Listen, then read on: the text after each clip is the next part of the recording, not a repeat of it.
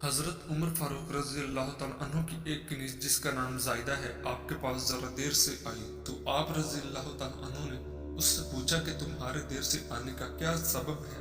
اس نے بتایا میں جنگل میں لکڑیاں اکٹھی کر کے ان کا گٹھا باندھ کر کھڑی تھی۔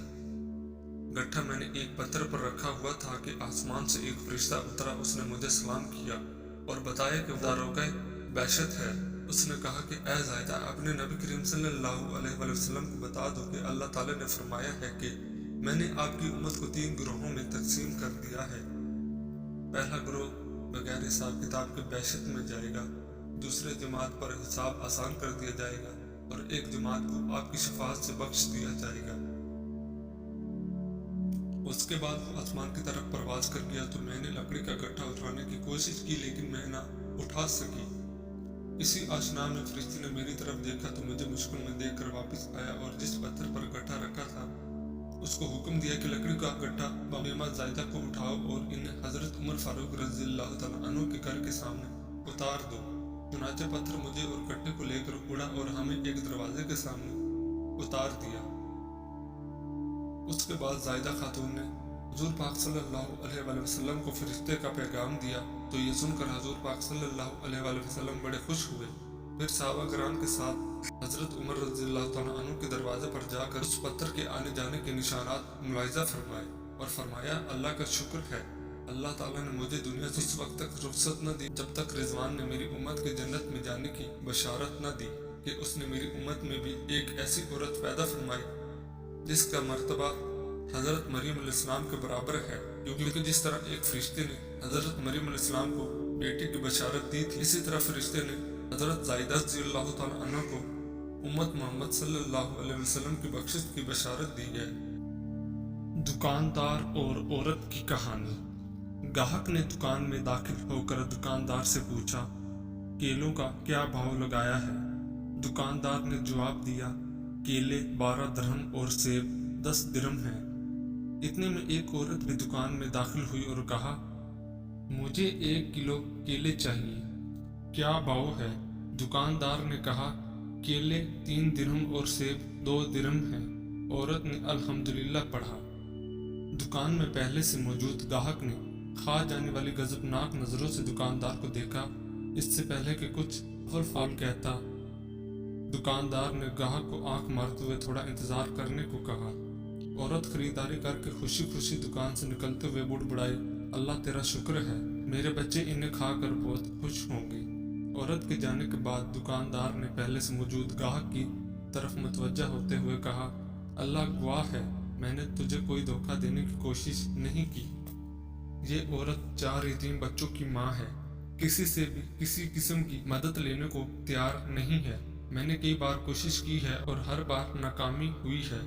اب مجھے یہی طریقہ سوجا ہے کہ جب کبھی آئے تو اسے کم سے کم دام لگا کر چیزیں دے دوں۔ میں چاہتا ہوں کہ اس کا بھرم قائم رہے اور اسے لگے کہ وہ کسی کی محتاج نہیں ہے۔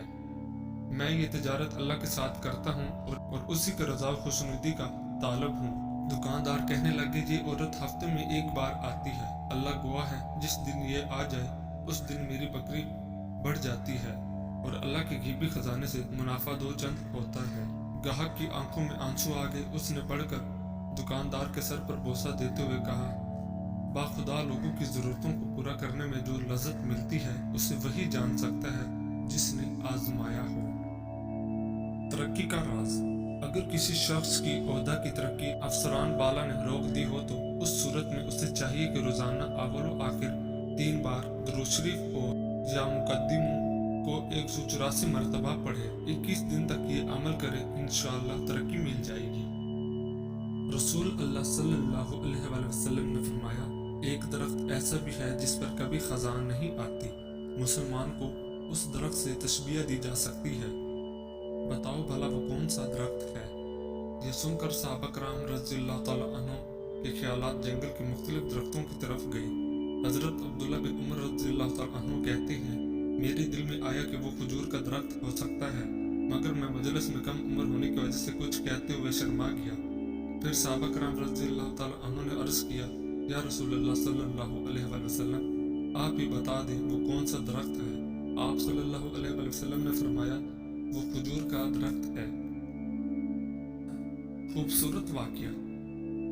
बनी नजार के एक बाग में दीवाना ऊंट घुस आया। जो शख्स भी उस बाग में आता वो ऊंट उसे काटने को लौटता। लोग बड़े परेशान थे और हजूर सल्लल्लाहु अलैहि वसल्लम की खिदमत में हाजिर हुए और सारा किस्सा अर्ज किया। हजूर सल्लल्लाहु अलैहि वसल्लम ने फरमाया, चलो मैं चलता हूँ। चुनाचे हजूर सल्लल्लाहु अलैहि वसल्लम उस बाग में तशरीफ ले गए और उस ऊंट से फरमाया, इधर आओ। उस ऊंट ने जब रसूल अल्लाह सल्लल्लाहु अलैहि वसल्लम का हुक्म सुना तो दौड़ता हुआ हाजिर हुआ और अपना सर हजूर सल्लल्लाहु अलैहि वसल्लम के कदमों में डाल दिया। हजूर सल्लल्लाहु अलैहि वसल्लम ने फरमाया, इसकी नकील लाओ। हजूर सल्लल्लाहु अलैहि वसल्लम ने उसे नकील डालकर उसके मालिक के हवाले कर दिया और ऊंट आराम से चला गया। हजूर ने फिर सहाबा कराम रज़ियल्लाहु ताला अन्हु से फरमाया, काफिरों को सिवा मुझे जमीन और आसमान वाले सब जानते हैं कि मैं अल्लाह का रसूल हूँ। नंबर 2, सफ़ेद मूसली, तुखम, आड़ू, बादाम, खसखस, ज़ाफ़रान और सौंफ 1-1 ग्राम लेकर इनको बारीक भूनकर आपस में अच्छी तरह मिक्स कर ले कि यकजान हो जाए। 1 चम्मच आधा किलो नीम गर्म दूध के साथ रात सोने से पहले 40 दिन तक इस्तेमाल करें। हर तरह का मर्दाना कमजोरी दूर होगी, तनाव भी आएगा।